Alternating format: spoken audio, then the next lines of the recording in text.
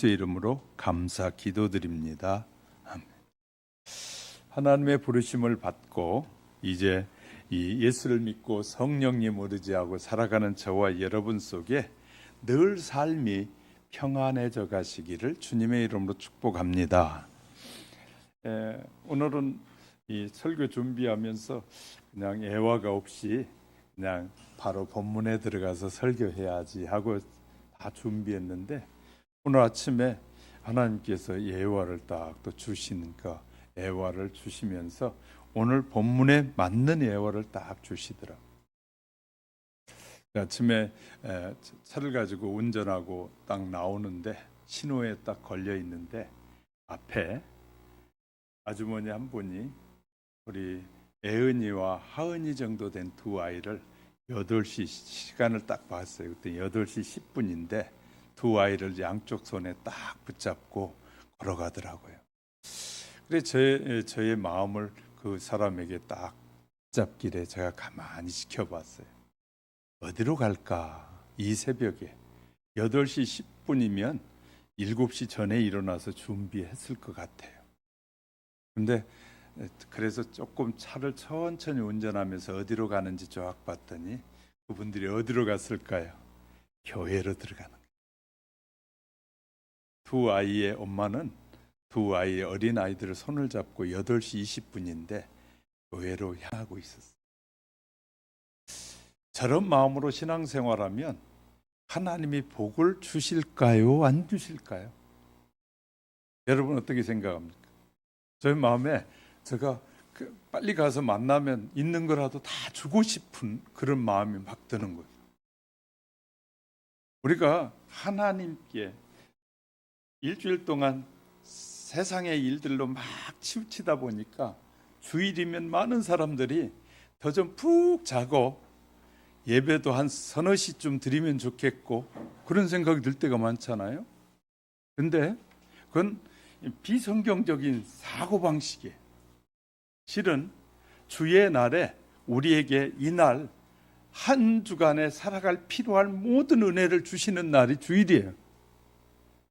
하나님의 말씀을 통해서 우리에게 한 주간을 승리할 수 있도록 모든 은혜를 주시는 날이니까 가장 사모하는 마음으로 가장 더 먼저 일어나서 준비해야 돼. 우리 애들이 있으니까 저는 10시쯤 되면 안방으로 들어가 버립니다. 왜냐하면 자기 위해서 일찍 자야 일찍 일어나잖아요. 텔레비에서는 명화도 하고 어느 때는 막 축구도 하고 막 좋아하는 것들 다 하잖아요. 저는 10시 되기 전에 보통 안방으로 들어가요. 자러. 왜냐하면 주일을 준비해야 됩니다. 주일이 내게 가장 소중한 날이기 때문에. 여러분은 어떤 날이 여러분에게 가장 소중한 날일까요? 여러분 봉급날? 그 다음에 여러분에게 좋은 일이 일어난 날? 어떤 날이 여러분에게 가장 소중한 날일까요? 소중한 날을 잊어버리는 사람은 소중한 축복이 우리에게 부어지지 않는 것이에요. 지난 설교에 이런 말씀을 드렸어요. 하나님은 우리가 행한 대로 복을 주신 하나님이시다. 우리가 어떤 마음으로 하나님을 섬기려고 하느냐에 따라서 모든 삶이 달라지게 돼 있어요. 그러니까 우리가 정말 정성을 다해서 내가 먹고 싶고 내가 쓰고 싶고 즐기하는 것도 포기하고 하나님 앞에 그 시간과 정성을 드리는 그 삶을 누가 보신다고요? 하나님이 보신다. 우리는 CCTV가 보는 데서도 이 CCTV가 있으면 사람들이 도둑질도 조심하고 걸음걸이도 조심해요. 근데 하나님은 저와 여러분을 24시간 다 관찰하고 계신 하나님.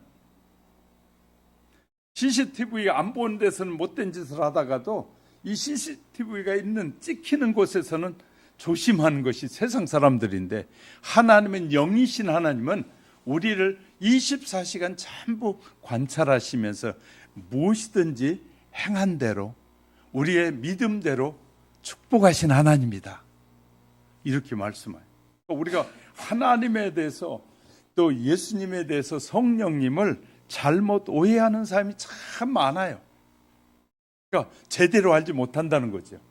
그래서 하나님은 주의 종을 세워서 하나님이 어떤 분이신지, 예수님 어떤 분이, 성령님 어떤 분이 계속 말하게 하는 거예요.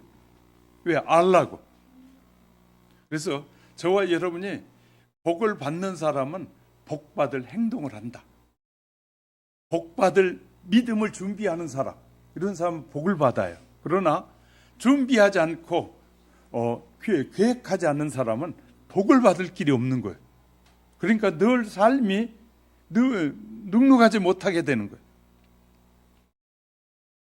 오늘 본문은 당시 세속적인 재판관과 한 과부의 예를 들어서 성도들에게 진념을 가지고 희망의 인생관을 가지라라고 예수님이 비유를 통해서 말씀하시는 거예요. 즉 그리스도를 뒤따르는 성도들은 불의한 세상 중에서 과부처럼 외롭고 고달픈 존재이지만 결단코 절망할 필요가 없고, 특히 이를 위해 끊임없이 기도로 하나님과 대화를 유지하라고 우리에게 교훈하고 계셔요. 저와 여러분은 늘 하나님과 이 교제하고 대화하기를 원하셔요. 하나님은 우리의 삶의 정황 중에 절망할 일들이 참 많아요. 하나님 아버지께 확실하게 믿음의 삶의 승리와 기도의 응답을 보장해 주신다고 하나님께서 오늘도 여러분에게 약속하고 있는 거예요. 하나님만 의지하며 살면 세상에 어떤 풍파가 있어도 하나님이 끝까지 지키시고 보호하신다는 약속을 예수님이 이 비유를 통해서 말씀하시는 거예요. 그래서 오늘은 신앙생활하는 성도가 삶의 위기를 만나고 고통 중에 있을 때 기억하고 실천해야 될 일들을 돌아보는 시간에 저와 여러분의 더 큰 은혜가 임하시기를 주님의 이름으로 축복합니다. 첫째는, 성도는 그러면 어떤 환경에서 낙심하게 될까요? 첫 번째, 1절에 보면 예수님께서 그들에게 항상 기도하고 낙심하지 말아야 할 것을 비유로 말씀하는데, 비유로 말씀하고 있어요. 이 억울함을 당한 한 과부의 예 아닙니까? 고대 사회 과부와 고아는 무기력과 무능력의 대명사였어요. 당시 지도자들과 관원들은 자주 이사야 1장 23절에 보니까 고아를 위하여 신원치 아니하며 과부의 송사를 수리치 아니하였다라고 쓰고 있어요. 그 이유는 그들이 재판관에게 뇌물을 줄 만한 형편이 못 되니까, 뇌물을 안 주니까 재판관들이 함부로 사람을 대하기 시작했다.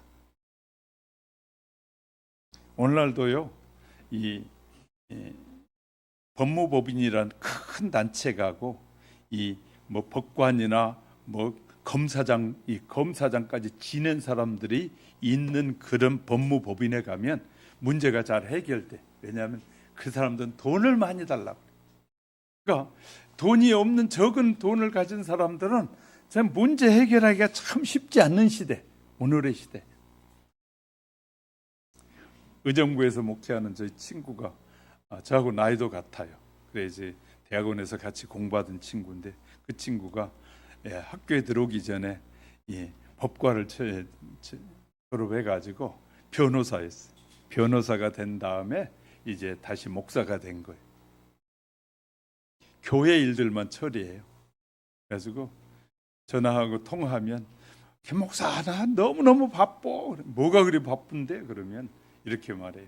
그냥 처리해달라고 사람들이 많이 온다는 거예요. 그런데 특히 이제 둘이 만나서 차도 먹으면서 얘기해 보면, 참 예수 믿는 사람들이 참 더해. 뭐가 안 믿는 사람들 문제 해결해 주면 그래도 이렇게 감사하다고 할 줄 아는데, 예수 믿는 사람들은 감사할지도 모르는데 그 큰 문제들을 해결해 줘도 그냥 끄떡거리고 가버리고 그런다는 거예요.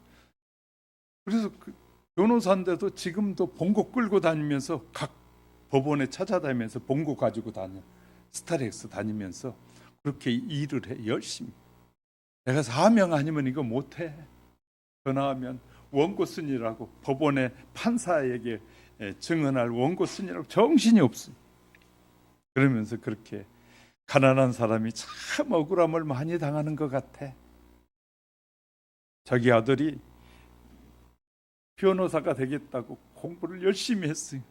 아버지가 말리기를 3년 동안을 말렸어요. 절대 변호사하지 마라. 그 아들이 지금은 목사가 돼서 그 교회 담임이 됐어요. 담임을 하고. 왜? 변호사가 되니까 거짓말을 많이 해야 된다. 그 사람이 잘못한 사람이요. 다 얘기 들어보니까 지가 잘못했어. 그런데 변호해달라는 거예요. 그러면 잘못한 사람을 잘했다고, 그것이 맞다고 말을 해야 되니 양심에 찔려서 못하는 거다. 양심. 근데 그런 일이 태반이라는 거예요. 대부분 지가 잘못해놓고 다 얘기 들어보면 지가 못된 짓은 다 해놓고 법을 교묘하게 이용해서 어떻게든지 변호해서 내가 형량을 적게 받게만 해주면 돈 준다고 자꾸 그런다는 거예요. 그러니 양심이 찔려서 이 변호사 못 해먹겠다는. 근데 하나님의 자녀들이 어려움을 당하니 어쩔 수 없어서 변호는 하는데 참 힘들다. 양심적으로 살라고 하면 세상이 참 어려운 세상. 그런 세상에 살아가는 우리에게 낙심하지 말고 절망하지 말라. 주님이 말씀하고 계셔요. 성도들이 언제 절망하게 될까요? 믿음에 관해서 의심하게 될 때, 믿음이 흔들릴 때 절망하게 돼요. 신앙은 하나님에 대한 영원한 기대감이다라고 히브리서 11장 1절이 말해요.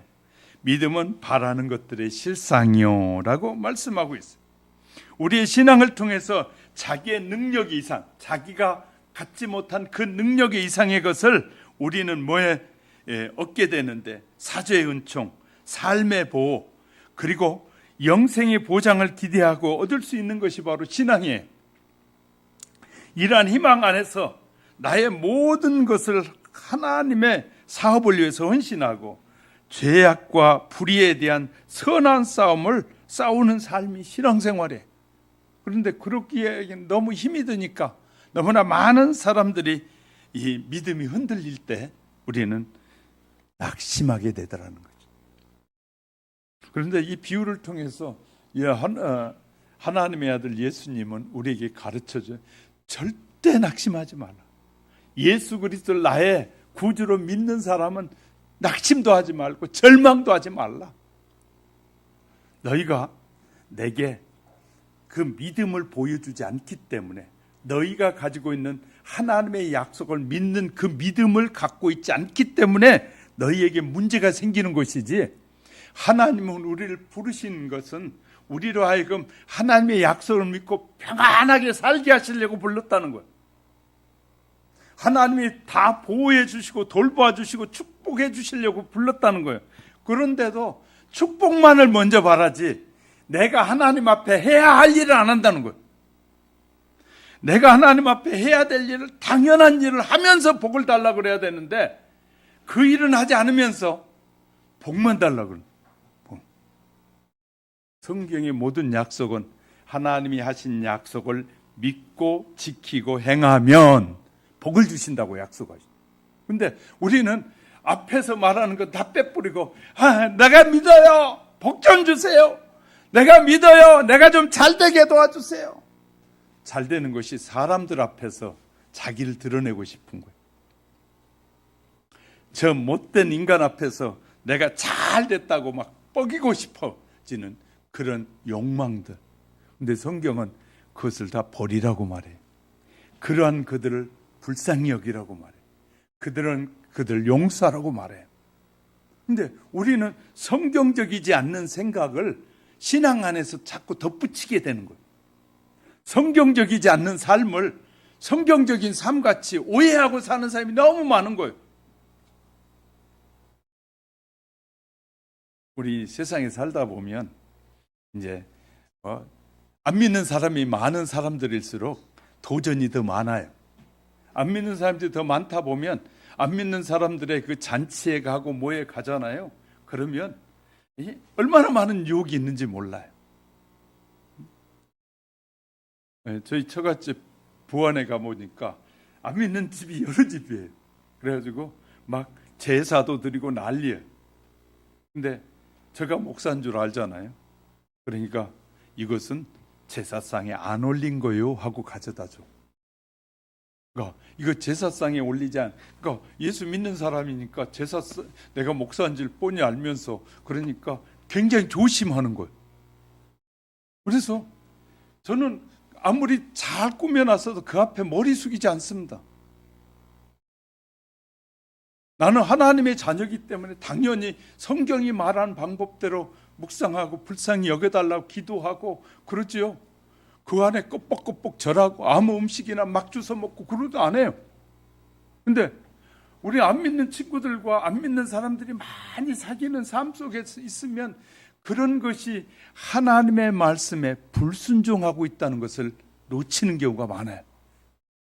그러면 어떤 일이 생길까요? 우리 안에 몸의 부작용이 일어나 자꾸. 부작용. 삶의 부작용이. 왜? 내 신앙은 하나님을 믿는다고 고백하고 있는데 행동은 다른 행동을 하잖아요. 하나님이 가장 기뻐하시지 않는 행동을 하고 사는 거예요. 그러니 몸에서 자꾸 이상 징후가 생기게 되는 거예요. 이런 걸 분별하는 것이 필요한 거예요. 하나님은 우리에게 다 말씀해 주셔요. 우리의 미래가 어떻게 될 것인지, 우리가 그렇게 살면 이스라엘 백성을 통해서 자세하게 설명해 주잖아요. 자, 그래 믿음이 흔들리니까 하나님께서 그 믿음이 확실해지기를 원하고, 믿음이 돈독해지기를 원하고, 믿음이 정확해지기를 원하는 거야. 할렐루야. 하나님의 뜻대로 사는지, 하나님이 기뻐하는 방법대로 고백하는지 보는 것이에요. 어제 저녁에도 기독 서점에 가서 내년에 우리 성도들이 어떤 1년 매일 큐티하라고 주는데 큐티 제대로 하고 있을까? 근데 이렇게 눈치 보니까 별로 안 하는 것 같아. 근데 혹시 내가 없을 때라도 성도들이 집에서 예배 드리게 해야 될 텐데 어떻게 할까? 이 책, 저 책 보면서 1년 매일 큐티할 수 있는 책을 살까? 아니면 일주일에 한 번씩이라도 가정 예배를 드릴 수 있는 책을 사서 가정 예배를 드리라고 할까? 3, 40분 고민하다가 조금 더 기도하고 정리하자. 그러고 왔어요. 왜?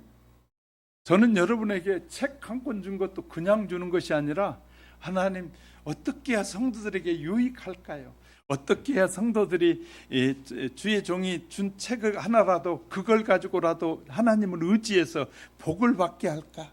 이것이 온통 저의 생각이에요. 제가 아무리 많은 축복을 기도해줘도 받을 만한 그릇이 되어 있지 않으면 축복이 임하지 않아요. 그러니까 받을 만한 그릇이 돼야 하나님이 부어주는 축복을 다 임하게 되는 거예요. 답답해요. 그러니까 그래서 저는 많고 적음이 중요한 것이 아니라 현재 있는 사람 한 분이라도 이 믿음에서 타락하지 않고 정말 하나님의 소중한 은혜가 넘치는 역사가 있기를 소망하는 사람. 또 두 번째는요, 어떤 일을 하다 보면 낙심하게 되냐면 내가 무능하다라는 생각이 들 때. 그러니까 뭐 자녀들이 결혼을 한다든지 뭐 하게 될 때 뭐 집이라도 세상 사람들이 집 사주는 거 보고 나도 그냥 집 사줘야 되겠다라는 생각이 들어오는 거예요. 하나님께 다 맡기고 그가 믿음대로 승리하도록 기도해 주는 것이 중요한 것이지 집 사주는 게 중요한 거 아니에요. 우리 지수 결혼하지만 저 1원도 지금 안 줬어요. 저희 집에서. 근데 가끔 내가 물어봐요. 필요한 거 있니? 아빠 우리가 해결할게요. 그래 그러면 그렇게 살아. 너희가 믿고 기도하고 하나님께서 주시는 걸로 살아. 여러분 우리 지연이도 마찬가지. 종진이 결혼 때도 아무것도 안 줬어요. 둘이 와서 아버님 우리가 좋은 가정을 이루고 열심히 우리가 협력해서 할게. 그럴 때 그래, 그렇게 살아. 근데 하나님만 잘 믿고 살아. 하나님이 축복해 주시고. 내가 주는 복은 불완전한 복이에요. 내가 해주고 싶어하는 그런 것은 아무 의미 없어요. 자녀들에게도 유익이 되지 않는 거예요. 부모는 믿음의 사람은 하나님이 각자에게 자기의 분량의 믿음을 가지고 달란트를 가지고 다 태어나요. 할렐루야. 그러니까 그 달란트를 충실하게 최선을 다하고 살면 그 다음에 하나님이 지켜주는 거예요. 근데 그럴 때 무능해 보여요. 목사도요. 막 저기 병원에 가가지고 막 죽어가는 사람 있잖아요. 기도하면 낫기만 하면 저 집에 5사람이 다 교회 올 것 같아. 그래서 하나님 한 번만 기회를 주세요. 기적이 일어나게 해주세요. 그 사람의 믿음이, 그 가족의 믿음이 그 생명을 살릴 믿음이 아닌데, 그럼에도 불구하고 목사는 기도하는, 하나님 기회를 주세요. 몸부림치는데 안 일어나. 그리고 어느 날 죽어. 그러면요, 우리 목사의 능력이 없구나. 내가 능력 있는 사람으로 아는 거예요. 하나님의 대리자지 내가 능력 있는 자가 아니에요. 하나님이 능력 있다고 말하는 사람이에요. 할렐루야. 그래, 하나님을 의지하라고 가르치는 거예요. 나는 능력이 없어요. 근데 내가 믿는, 여러분이 믿는 그 하나님은 죽은 자도 살리고 암도 고치고 어떤 환경에서도 승리케 하여 수많은 사람들 앞에 기쁨이 되게 하신 분이 하나님이셔. 할렐루야. 그 하나님을 믿는 거예요. 그 하나님.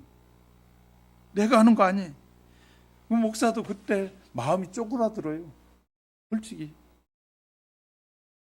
그래서 우리 교회도 안 나왔다고 딸이 그냥 죽어서 장례까지 치러드렸는데 교회를 안 나오죠. 안 나와. 왜?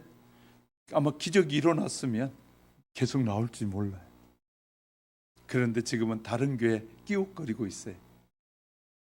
이제 이럴 때 사람들이 많은 이 갈등하게 되잖아요.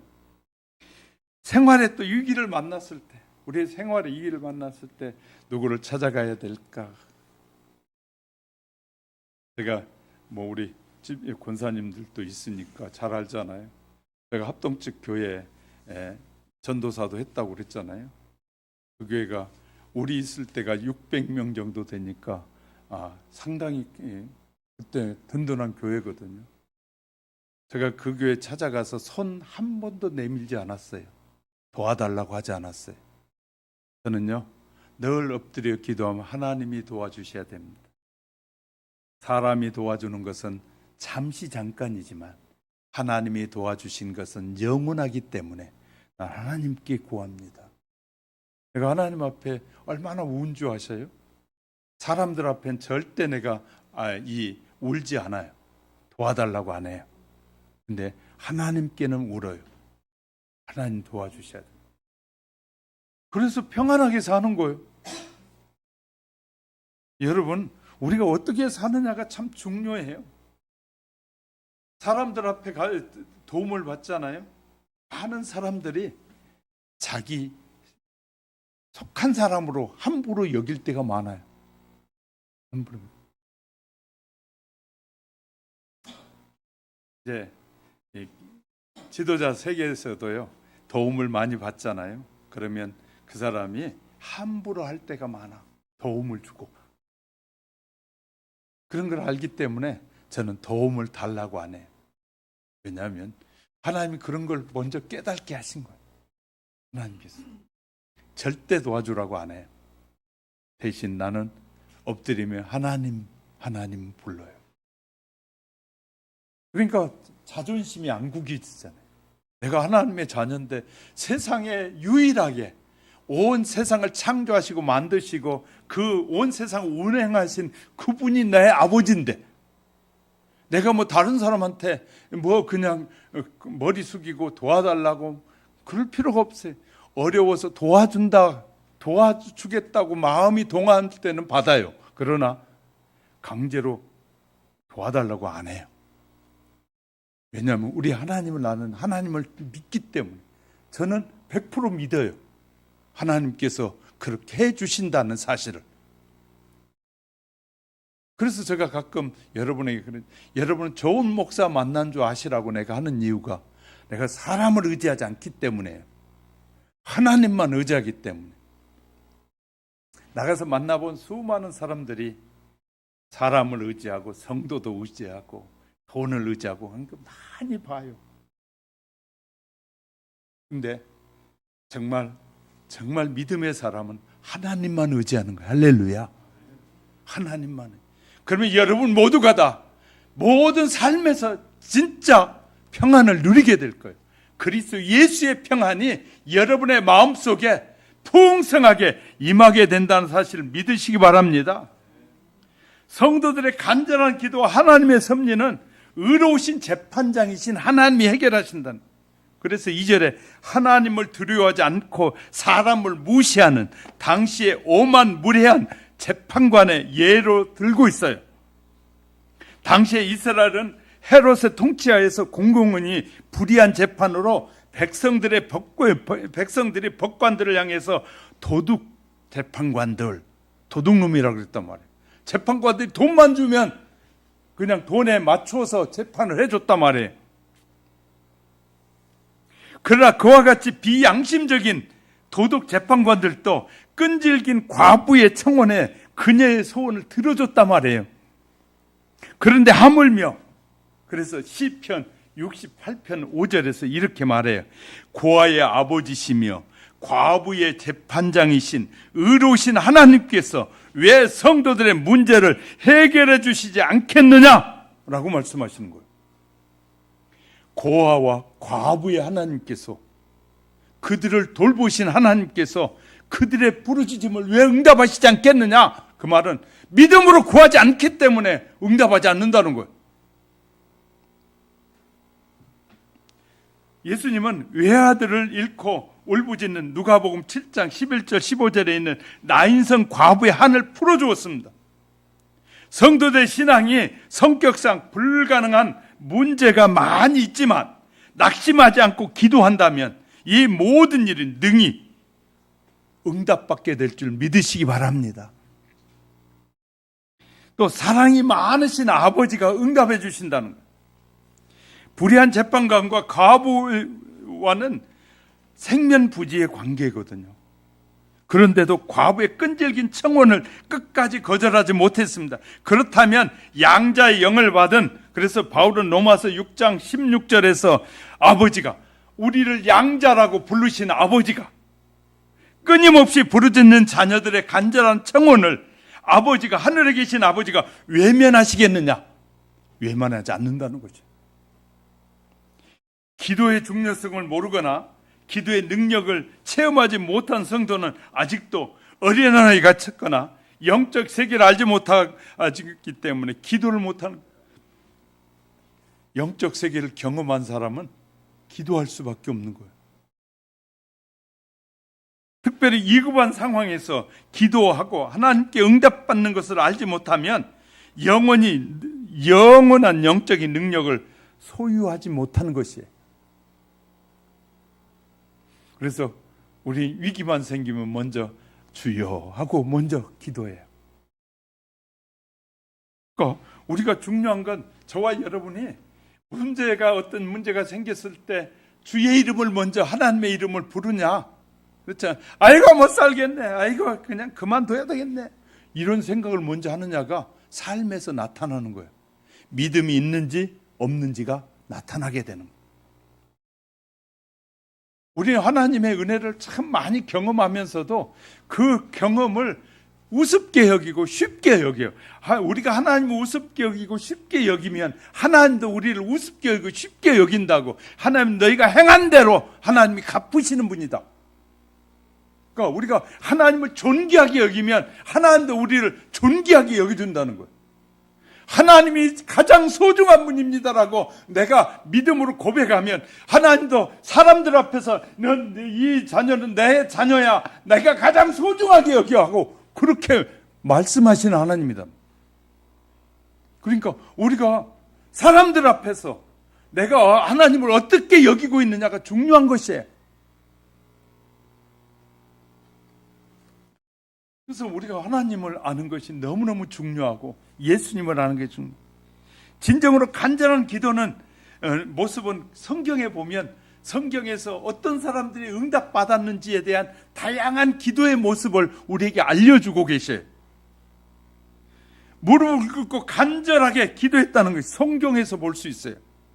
다니엘은 사자굴에 들어갈 운명인데 하루에 3번씩 무릎을 꿇고 그 무서운 시험을 이겨냈다고 기도하고 우리에게 가르쳐줘. 다니엘서 8장 10절, 6장 10절입니다.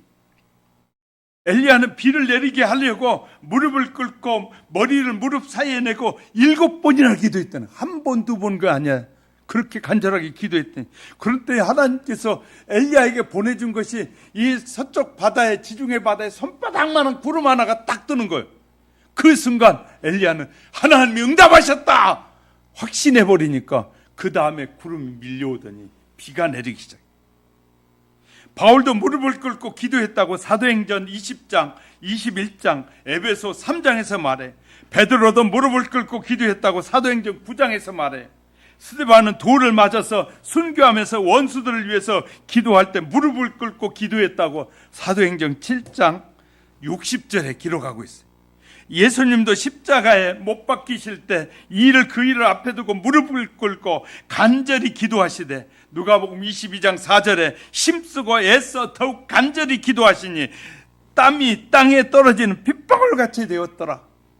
예수님도 이렇게 하나님의 뜻을 이루는 믿음을 보여주고 계신 우리에게 어떻게 하는 자들이 복을 받는지를 우리에게 보여주는 거예요. 오늘도 간절한 기도, 뜨거운 기도, 위급한 상황에서 하는 기도가 온몸에 힘을 다하고 목소리를 높여서 부르짖는 기도가 응답된다는 사실을 배우는 저와 여러분이 되시기를 주의 이름으로 축복합니다. 두 번째는 불의한 재판관과 가난한 과부를 비유로 설명하고 있잖아요. 4절부터 6절, 5절에 볼게요. 이 과부가 나를 번거롭게 하니 내가 그 원한을 풀어주리라. 그렇지 않으면 늘 와서 나를 괴롭게 하리라. 예수 그리스도께서는 항상 기도하고 낭망하지 말고 기도하는 그 자세를 가르치기 위해서 비유로 설명해 주고 있다는, 기도하는 사람 낙심하지 말고 항상 이렇게 하라고 우리에게 가르쳐 주고 있어요. 하나님께서 예수님을 믿는 성도의 기도는 끊임없이 언제나 행해져야 돼. 그 기도가 이루어지기까지 쉬지 않고 계속 반복해서 기도하라는 거예요. 그렇게 반복해서 기도한다는 것은 믿음이거든요. 그것이 믿음이에요. 사람들은 이렇게 말해. 야, 똑같은 말을 맨날 하니? 그런데 똑같은 말이 아니에요. 그건 믿음의 고백인 거예요. 할렐루야. 그럼 불의한 재판관을 살펴볼까요? 불의한의 특성은 하나님을 두려워하지 않는 사람.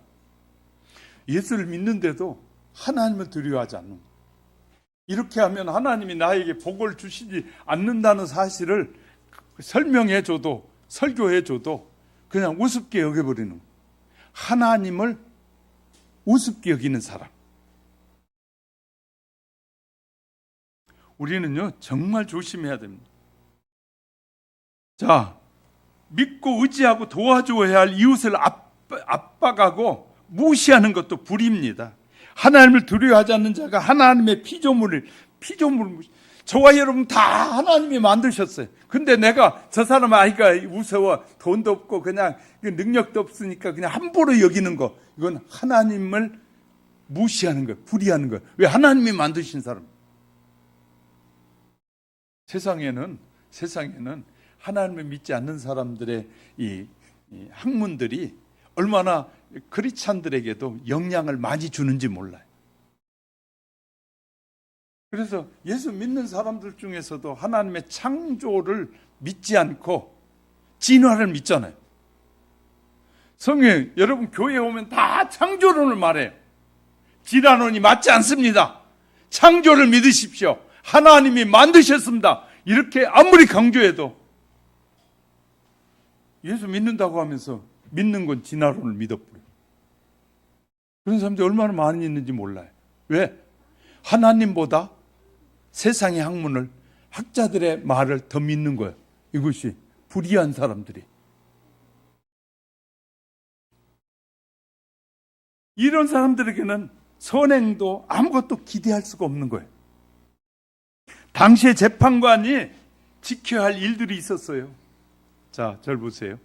하나님께서는 재판을 할 때도 이렇게 하라고 미리 가르쳐 줬어요. 그럼 성경에 어디 있냐? 있다니까요. 자, 하나님께서 세상의 송사를 맡아 재판하는 재판관들에게 특별히 잊지 말고 명심해야 될 두 가지 사실을 당부하셨어요. 어디에 있느냐? 조금 이따 설명해. 첫째는 특별히 과부를 압제하지 말라고, 이 재판관들에게 과부를 압제하지 말라고 이 에레미야 22장 3절에서 말해요. 또 둘째는 고아를 위하여 신원하고 힘없고 연약한 과부를 위해 변호하라고 이사야 1장 17절에 말하고 있어요. 하나님의 사람들에게, 재판관들에게 그렇게 하라고. 그러니까 크리스찬 재판관은, 세상의 재판관은 그럴지라도 하나님의 자녀들은 남을 함부로 여기지 말라고 이렇게 다 성경에 기록되어 있어요. 그런데 이 특별히 여기에서 지금 본문에 다루고 있는 것은 믿는 사람들, 믿는다고 말하는 유대인들 중에서 하는 일이잖아요. 유대인 중에서 특별히 하나님을 믿는다고 말하는 그들이, 재판관들이 하는 짓이 그런 때문에, 불의한 재판관은 이런 하나님의 명령을 버리고 자기들을 위해서 이기적인 기준을 가지고 재판하기 시작했다. 두 번째, 과부를 살펴보면요, 비참한 처지에 처한 과부는 분명히 법의 보호와 인도를 받을 만한 정당한 권리가 하나님께서 주셨어요. 어쩔 수 없이 이혼해야만 하고 어쩔 수 없이 고아가 된 사람들에게 하나님께서는 그들을 위로하신 하나님이에요. 할렐루야. 어쩔 수 없이 그런 된 일이니까. 그들은 항상 법의 보호에 인도를 받지 못하고 억울한 일만 당한, 누구도 그를 도와주거나 아니면 도우려는 생각을 갖고 있지 않았다. 이러한 비참한 처지에서 이 관하는 과부는 자기 자신을 위한 노력을 스스로 할 수밖에 없었어요. 과부의 승리는 자신의 억울한 사정을 불의한 재판관을 찾아가는 것이었어요. 그리고 자기의 억울함을 풀어달라고 간청을 하기 시작했어요. 처음에 불의한 재판관은 과부의 호소를 외면하고 묵과하고 한 번, 두 번 찾아가 호소해도 횟수가 많아지자 번거로움을 느끼기 시작했다. 드디어 불의한 재판관은 과부가 찾아옴을 불편하게 느끼게 되었고, 그로 인해서 과부의 억울한 사정을 해결해 주셨다.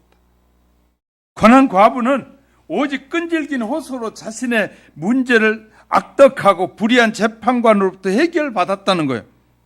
예수님은 믿는 모든 성도들에게 끈기 있는 호소, 이는 하나님의 손을, 하나님의 능력을 움직이는 길이다. 할렐루야. 여러분들이 얼마든지 여러분이 믿음이 있으면 목사가 기도해 주지 않아도 여러분 스스로 고칠 수도 있어요. 늘 제가 말씀드리잖아요. 비결을 가르쳐줘. 여러분이 믿음이 있으면 손을 머리에 얹고, 주님, 내가 믿음으로 손 얹었으니 치료해 달라고 여러분이 기도해 보세요. 여러분의 믿음대로 될 줄 믿으시기 바랍니다. 저도 늘 안 아프지 않거든요. 아플 때도 저도 많아요. 그럴 때마다 저는 손을 얹고, 주님, 종이 하나님 앞에 바르게 쓰여지기 위해서는 치료가 필요합니다. 제가 기도해요. 그러면 하나님이 끝나고 나면 치료가 일어나는 거예요. 우리가 얼마든지 우리의 믿음으로 승리의 삶을 살. 이렇게 하나님은 불의한 재판관과 과부를 통해서 우리에게 무엇을 해야 될지를 가르쳐주고 있는 거예요. 무엇을 해야 될지. 확고한 믿음으로 해야 할 일과 낙심하는 일이 주위에 참 많습니다. 그러니까 믿음의 사람은요, 내가 해야 될 일이 무엇인지를 찾아야 되고 하지 말아야 할 일이 무엇인지를 분명히 알아야 돼. 할렐루야. 어떤 일이 있어도 사람들 속에서 그래서 저는 이제 고등학교 졸업하고 대학 가는 젊은이들이 그럽니다. 직장 취직해가지고 첫 번째 딱 모임이 있을 때 그 첫 번째 모임 때 네가 선언해라. 나는 크리스찬입니다. 그래서 술을 안 먹습니다. 그런 그때 선언하고 나면 남은 생명 편안해진다. 근데 크리스찬인지 아닌지 사람들이 모르게 살면 한 잔 얻어먹고 두 잔 얻어먹고 그러다 보면 나중에는 완전히 믿음에서 떠나게 돼. 심각해져 버리는. 아예 처음에 선언해버리면 아이 뭐 크리스찬도 먹더라 뭐 별수를 다 하더라도 딱 정리하고 나면 그 다음부터는 술을 내미지 않고 사이다를 내밀어요. 얼마든지 가능한 거. 이것이 거의 믿음인 거예요. 그렇게 말하는 자체가 믿음이에요. 친구들 만났을 때 자존심, 그 자존심 아무것도 아니에요. 자존심 때문에 그냥 친구 앞에 그냥 내가 못 살 거 어렵다는 거 안 보이려고 그냥 친구 앞에 그냥 그 짓 하다가 얼마나 믿음에서 떠나야 되는지 몰라요. 나는 하나님의 말씀을 깨달았는데 그것이 아니라고 확실하게 깨달았어. 난 그거 아니야. 네가 나에게 좋은 친구가 되고 싶다면 나를 인정해줘 하고 딱 말해보세요. 누구도 여러분을 함부로 대하거나 함부로 여기지 못하도록 성령님께서 딱 지키셔요. 할렐루야. 근데 어중간해가지고 그렇게 하면 자꾸 끌려다니는 거예요. 그러면 죄를 짓게 돼요. 끌려다니면서 죄를 짓잖아요. 우리가요, 하나님이 하라는 것과 하지 말아야 될 일, 하지 말아야 될 일은 몇 가지라고 했어요? 365가지라고 말씀드렸어요. 하지 말아야 할 일. 매일 하지 말아야 돼. 그리고 해야 돼. 우리가 해야 될 일이 있어요. 이것을 우리가 잘 지켜야 하나님의 약속에 복을 받는다니까요. 그냥 대충 살면 복을 줄 것이다. 그건 여러분의 생각이에요. 성경은 명확하다고 수도 없이 말씀드려요. 성경은 정확해요. 그리고 그렇게 행하면 주고 행하지 않으면 행하지 못한 대로 못 받아요, 복을. 그러니까 기적이 안 일어나는 거예요. 자, 여러분, 우리가 해야 할 일 거 확고부동한 믿음의 성도가 되기를 주님이 원하신다. 하나님은 저와 여러분이 하나님의 자녀가 됐다고 선언해 줬잖아요. 세례를 받을 때 당신은 성부와 성자와 성령의 이름으로 세례를 주너라 하는 순간에 성령의 세례를 받는 순간에 하나님의 자녀가 됐어요. 근데 하나님의 자녀였다가 세상 사람으로 바뀌는 사람들이 많이 있어요. 세상 사람으로 바뀌어. 그러니까 들어오기는 하나님의 부름을 받기는 받는데 택함을 못 받는 자. 교회는 다녔는데 천국에 못 들어가는 비참한 인생. 교회는 수십 년 잘 다녔는데 마지막 죽기 전에 많은 사람들이 하나님을, 예수님이 천국이 있는지도 모르는 사람들이 많아.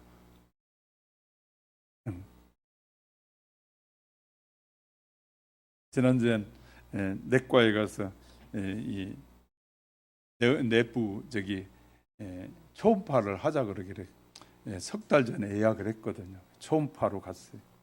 의사가 여자 의사인데 이렇게 배에 초음파를 하면서 이런저런 얘기를 하면서 초음파를 해요. 그래서 내가 예수 믿으세요? 내가 그랬더니 대답을 제대로 안 해. 그래서 내가 초음파하면서도 나는 예수밖에 모르니까. 그래서 마지막에 내가 그랬어요. 우리 예수 잘 믿고 천국에서 만나요. 그랬더니 그래요 그러더라고. 마지막에는. 그러니까 우리가 무슨 일을 하든지 우리 기회가 되면 예수 얘기, 예수.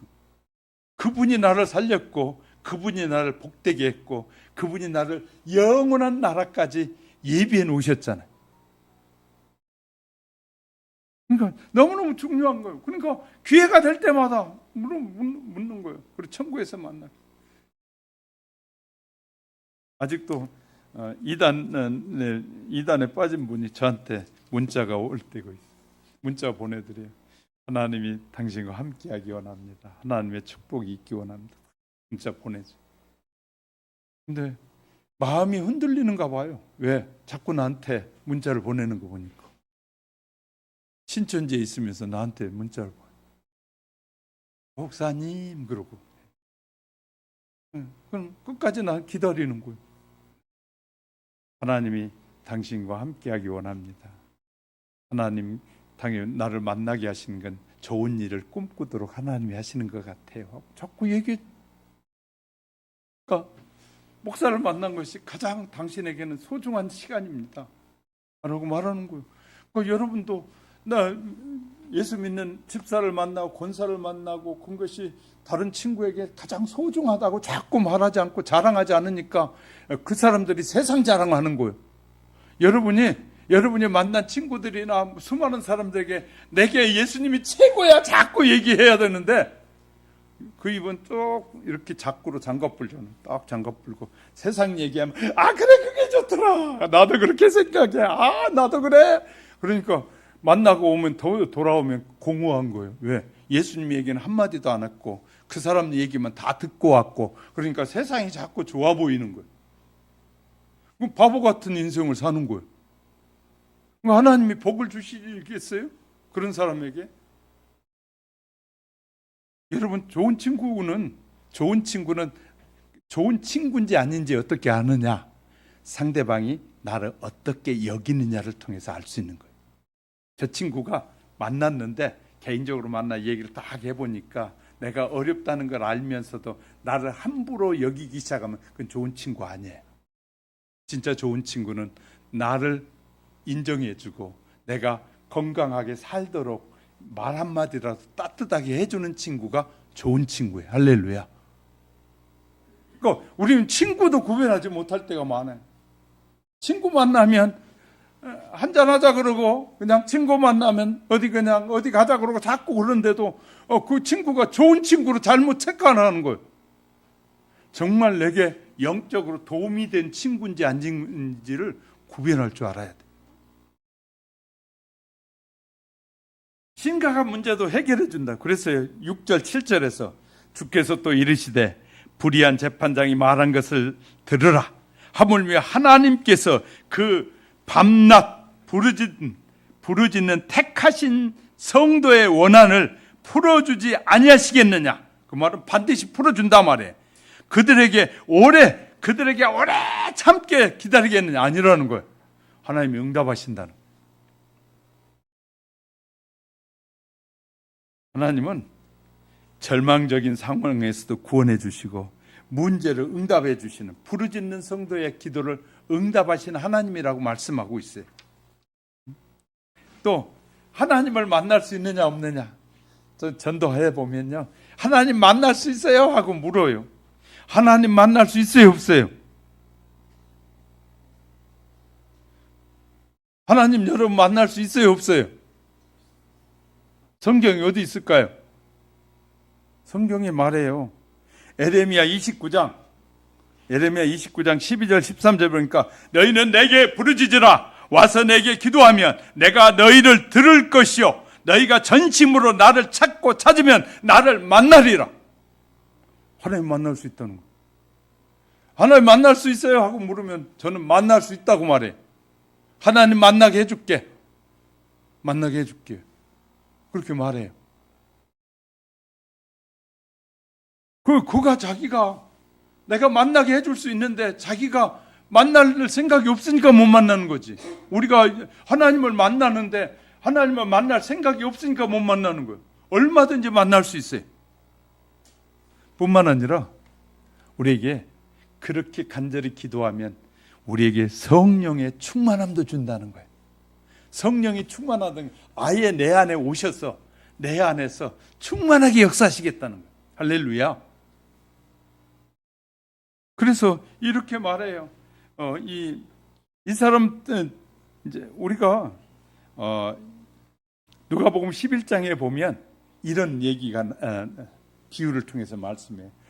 아니 친구가 먼 데서 왔는데 저녁을 먹지 않고 왔어요. 그런데 이스라엘 사람은 저녁 9시가 되면 깊은 밤에 그냥 해가 지면 어두워지기 때문에 깊은 밤이 됐어요.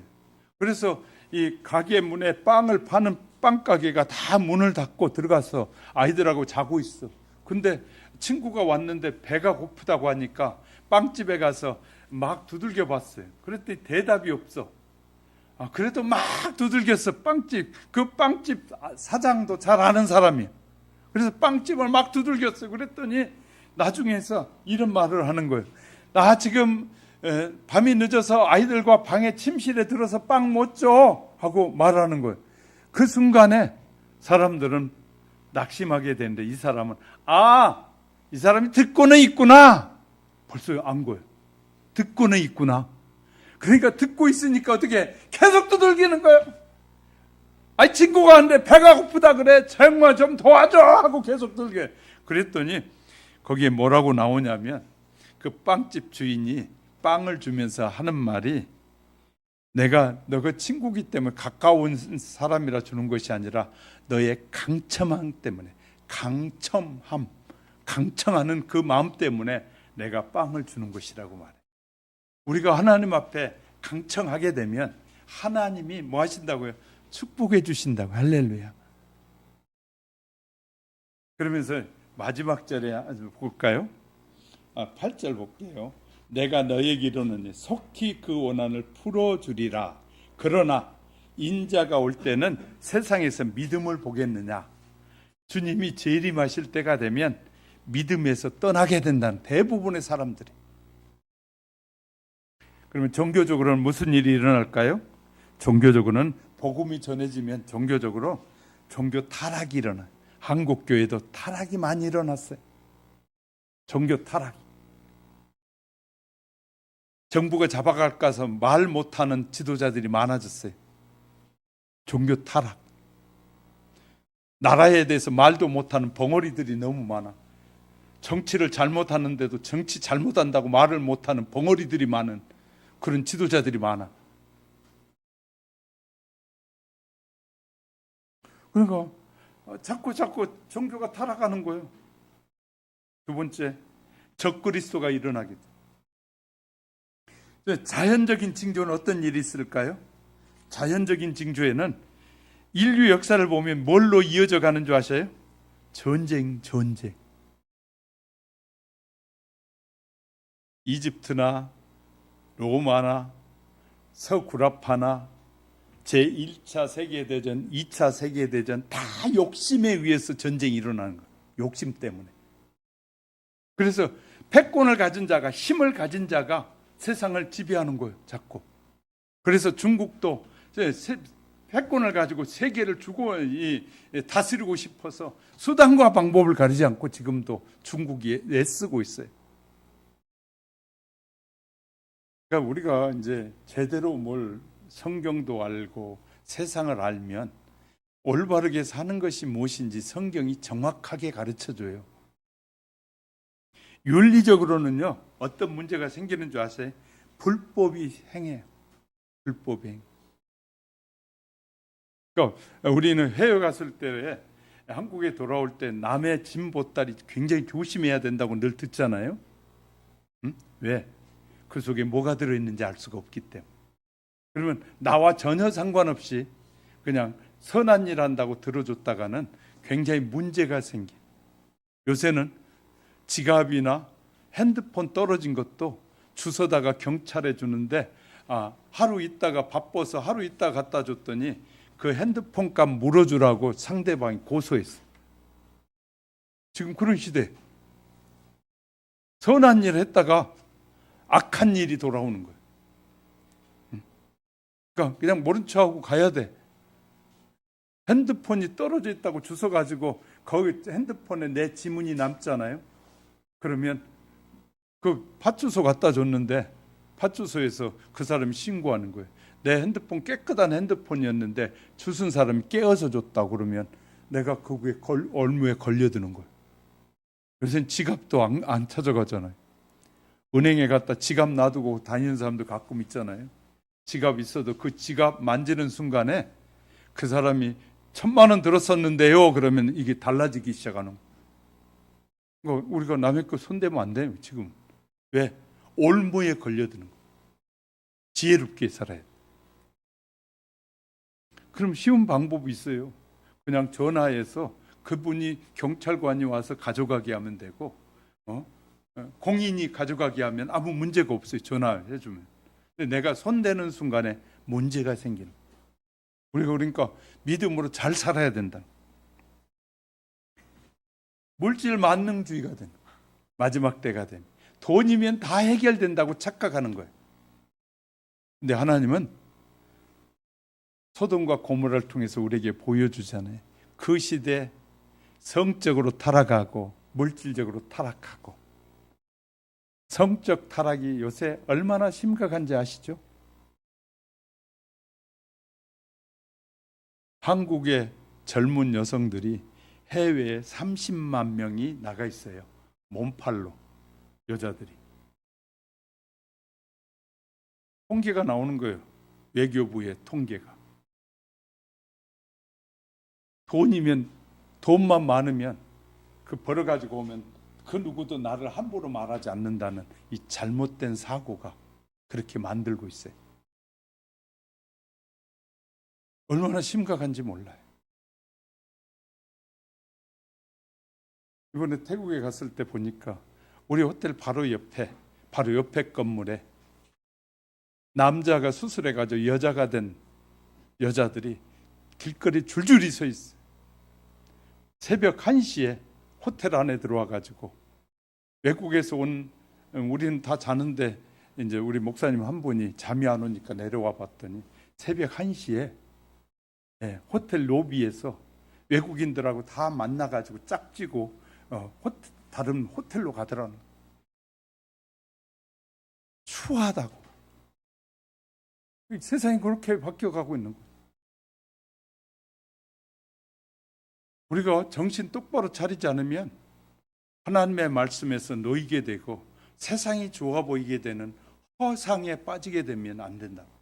우리가 정신 바짝 차리고 우리의 믿음의 나라, 영원한 하나님의 나라를 위해서 힘차게, 재림의 때가 멀지 않았으니 힘차게 달려가는 저와 여러분, 만물의 마지막이 가까울수록 말씀에 살려고 하면 더욱 힘써야 하고, 돈을 사랑하면 일만 악의 뿌리라는 사실을 기억하는 우리 하영교회 성도 여러분이 되시기를 주님의 이름으로 축복합니다. 눈을 감으시고요, 잠시 기도하십시다. 여러분은 무엇이 여러분에게 가장 소중합니까?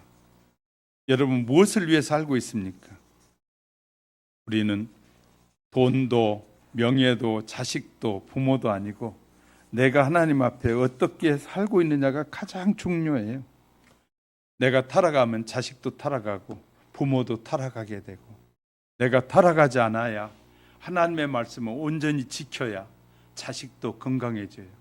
그러므로 하나님, 내가 믿음으로 늘 기도하고 살고 싶습니다.